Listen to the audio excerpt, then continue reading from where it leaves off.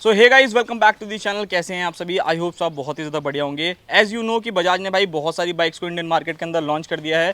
Recently N250 launch करी है, उसी के साथ N160 और NS400 की तो न्यूज़ आप लोगों में से काफ़ी लोगों को पता चल गई होगी। नहीं पता तो 3 मई को जो है वो बाइक लॉन्च हो रही है। खैर, उस बाइक को छोड़ते हैं, बात करते हैं इस बाइक के बारे में। अब आप सोच रहे होगे कि इसमें क्या नया दे दिया इन्होंने, अभी कुछ टाइम पहले ही तो इस बाइक को लॉन्च किया था। बट ऐसा कुछ भी नहीं भाई, इस बाइक के अंदर भी दोबारा से थोड़े से अपडेट जो हैं वो कर दिए गए हैं, थोड़ी बहुत चीज़ें जो हैं वो एड ऑन कर दी गई हैं। उन सारी चीज़ों के बारे में बात करेंगे आज की वीडियो में और स्पेसिफाइड बात करते हैं कि क्या क्या चीज़ें जो है इस बाइक के अंदर चेंज की गई है। तो वीडियो को स्टार्ट करते हैं। सबसे पहली चीज़ अगर आप लोग यहाँ पर देखोगे ना, तो आप लोग एक चीज़ देख करके कंफ्यूज हो रहे होगे कि भाई ये यूएसडी सस्पेंशन यहाँ पर कैसे आ गए। ये तो पहले टेलीस्कोपिक सस्पेंशन थे। बट भाई यहाँ पर मैं आप लोगों को बताना चाहूँगा कि जो नई वाली बजाज की जो N160 आई है, यानी 2024 मॉडल, उसके अंदर भाई आप लोगों के लिए यूएसडी सस्पेंशन कर दिए गए हैं। सबसे पहला चेंज आप लोगों को ये देखने को मिलने वाला है।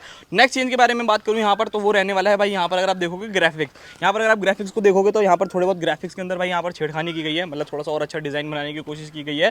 इससे पहले वाले जो प्रीवियस मॉडल थे उसके अंदर आप लोगों को मालूम होगा, ऑलरेडी वीडियो बना दी थी बट मैं फिर भी बता देता हूँ। उसके अंदर पूरा का पूरा डिजिटल मीटर आप लोगों के लिए ऐड ऑन कर दिया गया था। एलईडी इंडिकेटर्स आप लोगों के लिए ऐड ऑन कर दिए गए थे, जो कि देखने में काफी ज्यादा प्रीमियम और काफी ज्यादा अच्छे लग रहे हैं। और उससे पहले डुअल चैनल एबीएस तो आप लोगों के लिए मिला ही करता। सारी की सारी चीजें थी। और उसी के साथ जो नेक्स्ट चेंज रहने वाला है वो रहने वाला है प्राइस। इस बाइक का जो प्राइस है वो लगभग 4,000 रुपये और इंक्रीज हो गया है, और जो कि होना भाई लाजमी है, बिकॉज चीजें जो ऐड ऑन होंगी तो पैसे तो ऑब्वियस सी बात है कंपनी लेगी। तो ये सारे के सारे मेजरली जो ये कुछ चेंज थे जो कि आप लोगों को इस बाइक के अंदर देखने को मिलेंगे। यानी 2024 वाली में सबसे पहला यूएसडी सस्पेंशन, नेक्स्ट जो रहने वाला है ग्राफिक्स, और उसी के साथ प्राइस जो है वो थोड़ा सा इंक्रीज हो गया है। तो वो सारी चीज देख लेना। इतनी इन्फॉर्मेशन उन लोगों के लिए थी जिनको भाई सिर्फ इस बाइक के चेंजेस के बारे में जानना था। अब मेन क्वेश्चन निकल करके आता है, पूरा करते हैं भाई इस बाइक के पूरे ओवरऑल रिव्यू के बारे में कि क्या क्या चीजें आप लोगों को अच्छी देखने को मिल जाती है। और अगर आप लोग भी प्लान कर रहे हो कि भाई अपाचे से बेटर है या एफजी से बेटर है, कौन सी बाइक लेनी चाहिए, इस बाइक की तरफ जाना चाहिए नहीं जाना चाहिए, उन सारी चीजों के बारे में आज की वीडियो में बात कर लेते हैं।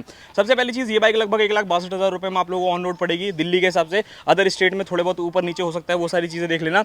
यहाँ पर अगर मैं बात करूँ ओवरऑल लुक्स और डिजाइन के बारे में, तो डेफिनेटली जब आप इस बाइक का पूरा लुक्स और डिजाइन देखोगे ना, तो पूरी तरीके से N250 से इंस्पायर रहने वाली है।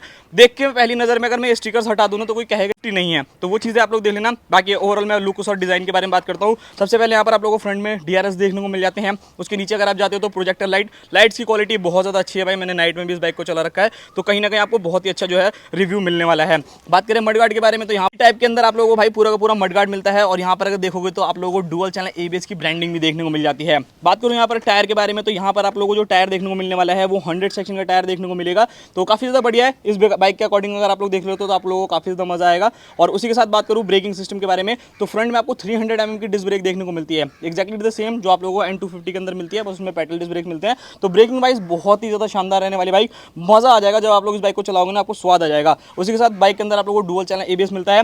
गोल्डन कलर के भाई यूएसडी जो है वो आप लोगों के लिए अवेलेबल कराए गए हैं। ये NS200 वाले ही रहने वाले हैं जो आपको NS200 में मिलते हैं, यानी 33 mm वाली यूएसडी सस्पेंशन, तो काफी बढ़िया है। यहाँ पर आपको छोटा सा रिफ्लेक्टर देखने को मिल जाता है। उसी के साथ बढ़ते हैं इंजन की तरफ कि यहाँ पर इंजन में आप लोगों को क्या मिलता है। तो इंजन जो है कुछ खास आप लोगों को चेंजेस नहीं किए गए हैं भाई, सेम वही इंजन रहने वाला है जो कि आप लोगों को पहले भी N160 के अंदर देखने को मिला करता था। यहाँ पर बस ये है कि थोड़ा सा जो है हल्का फुल्का जो है डिजाइनिंग और ग्राफिक में चेंज किया गया है। यहाँ पर आप लोगों को 159 सीसी का single cylinder air cool engine देखने को मिलने वाला है, जो 6 bhp का मैक्सिमम पावर और 14.5 न्यूटन मीटर ऑफ टॉर्क निकाल करके देगा। तो इस बाइक के हिसाब से देखो तो थोड़ा सा अगर आप सेगमेंट में जाओगे ना, तो हल्का फुल्का पावर जो है 19-20 का जो है ना आप लोगों को होते ही रहेगा, तो वो चीज़ आप लोग जरूर याद रखना। बाकी इंजन जो है वो काफी ज्यादा स्मूथ है, मैंने चला रखा है। हीटिंग पहले से कम है, बजाज की जैसे बाइकों में पहले कंप्लेन आती थी ना, वाइब्रेशन भर के है, हीटिंग भर के, तो वो सारी चीज़ों पर काफी हद तक इन्होंने कंट्रोल किया है, जो कि काफी ज्यादा बढ़िया रहने वाला है। उसी के साथ अगर मैं पीछे की तरफ बढ़ूँ तो यहाँ पर अगर आप देखोगे तो भाई आपको अंडर बैली एग्जॉस्ट देखने को मिलता है। N250 की तरफ जाओगे तो वहाँ पर एक आप लोगों को अलग से पूरा एग्जॉस्ट मिलता है, बट इसके अंदर अंडर बैली एग्जॉस्ट है। तो वो सुना दूंगा कि भाई आप लोगों को साउंड कैसी रहने वाली कैसी नहीं रहने वाली।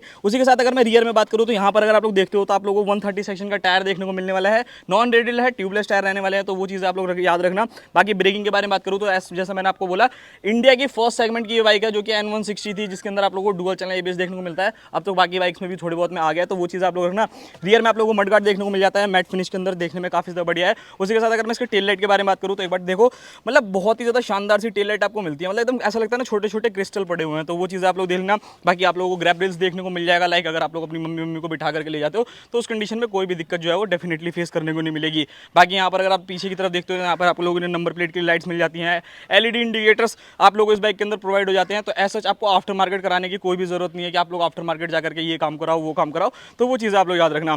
बाकी बढ़ते हैं इसके मीटर की तरफ भाई, तो मीटर यहाँ पर आप लोगों को मालूम होगा कि इसके प्रीवियस चेंज में ही मीटर जो है वो चेंज कर दिया था।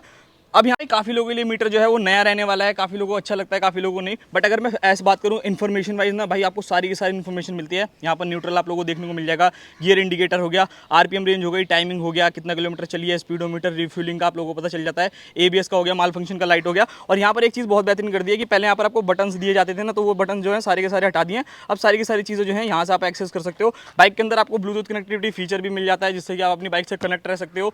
कुछ भी देखना है, सर्विस कब आ रही है या कोई चीज़ आपको ऑन ऑफ करनी है, तो वो सारी चीज़ें जो है आप लोग वहाँ से भी एक्सेस जो है वो डेफिनेटली कर सकते हो। बाकी अगर मैं बात करूँ भाई इसके ओवरऑल सारी की सारी चीज़ों के बारे में ना, स्विच क्वालिटी के बारे में, तो एज अगर जैसे आप पुरानी वाली आरएस देखो या एनएस देखो ना, तो उनके अंदर ना बहुत ज़्यादा कंप्लेनिंग आया करती थी कि पैनल सही से गैपिंग, पैनल में बहुत ज़्यादा गैपिंग है, पैनल जो है कमज़ोर है या अच्छे नहीं है। बट इस चीज़ में ना एन सीरीज़ के अंदर भाई कोई भी कमी नहीं छोड़ी। यहाँ पर आपको बाकायदा 3D में पल्सर का लोगो देखने को मिलता है। साइज़ भी देखोगे अगर आप लोग, टैंक की सारी चीज़ें देखोगे ना, तो काफ़ी हद तक ना मतलब अच्छे तरीके से जो फिट एंड फिनिश जिसे हम लोग कहते हैं ना, वो बहुत ज़्यादा अच्छी रखी गई है। तो वो मुझे काफ़ी बढ़िया लगी। और स्विच क्वालिटी के बारे में तो भाई मैं बजाज को चुम्मी देना चाहता हूँ। बहुत ही अच्छी प्रीमियम क्वालिटी जो है ना, वो आप लोगों को डेफिनेटली मिलती है। बहुत ही ज़्यादा मज़ेदार रहने वाली है, चाहे कोई सा भी स्विच क्वालिटी देख लो। बाकी हॉर्न जो है वो आपको सिंगल ही मिलता है, तो ये सिंगल आप लोगों को हॉर्न देखने को मिलने वाला है। उसी के साथ यहाँ पर यूएसबी चार्जर भी जो है वो आप लोगों के लिए अवेलेबल करा रखा है। तो ये चीज़ जो है मुझे काफ़ी ज़्यादा बढ़िया लगी। लाइक अगर आप लोग किसी ट्रिप पे जाते हो तो अपना गोप्रो चार्ज करना हो, फोन चार्ज करना हो, तो वो सारी चीज़ें जो है वो डेफिनेटली कर सकते हो। बात करो अगर फ्यूल टैंक के बारे में, तो यहाँ पर आप लोगों को देखने को मिलता है 14 लीटर का फ्यूल टैंक, जो कि काफ़ी ज़्यादा बड़ा है। एक ही बार में 1400 का तेल डलवाओ, मतलब 1-2 हफ्ते तो भूल जाओ, आराम से अपनी बाइक को एंजॉय जो है वो डेफिनेटली कर सकते हो। तो अच्छा खासा फ्यूल टैंक बड़ा सा आप लोगों को मिल जाता है। उसी के साथ क्लच के बारे में बात करूँ तो देखो इसके अंदर स्लीपर क्लच डेफिनेटली नहीं आता, बट ये इतना स्मूथली वर्क करता है ना भाई, जब रियल लाइफ में आप चलाओगे ना, आपको लगेगा ही नहीं कि आप स्लीपर क्लच यूज नहीं कर रहे। तो है वो आप लोगों के लिए भाई बहुत ज़्यादा एडवांटेज रहने वाला है। तो ये चीज़ें देख लेना। उसी के साथ अगर मैं बात करूँ सीट की कुशनिंग के बारे में या कंफर्ट लेवल के बारे में, तो एक नंबर रहने वाला है। कभी भी मेरे को ना ऑलमोस्ट लगता नहीं है NS200 या RS200 इन सब में कभी भी कंप्लेन आई है कि सीट के रिलेटेड अगर आप लोग देखते हो ना, हमेशा आप लोगों के लिए टॉप ऑफ द लाइन रहने वाला है। आप लोगों के लिए पिलियन हो भाई, इजीली जो है वो आप लोग बैठ करके जा सकते हो, जितना लंबा सफर करना है कर सकते हो। उसी के साथ एक चीज़ जरूर कहना चाहूँगा, अब देखो ये कंप्लेन तो है सबकी, बट मुझे नहीं लगता कि बजाज ऐसा कुछ करने वाला है, या मे भी शायद आने वाले टाइम में कर दे। बाइक के अंदर आता है भाई 5 स्पीड का गियर बॉक्स।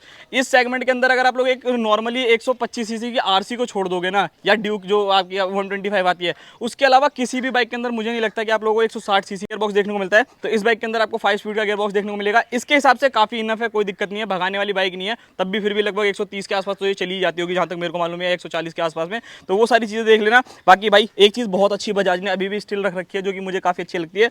इसके अंदर आपको मिडिल स्टैंड और साइड स्टैंड दोनों ही दिया जाता है। लाइक अगर आप लोगों को लीव व्यू करना है या टायर पंचर हो जाता है, तो डबल स्टैंड पे लगाओ, सारी चीजें जो है वो एक्सेस कर सकते हो। वहाँ पे कोई दिक्कत जो है वो डेफिनेटली नहीं रहेगी।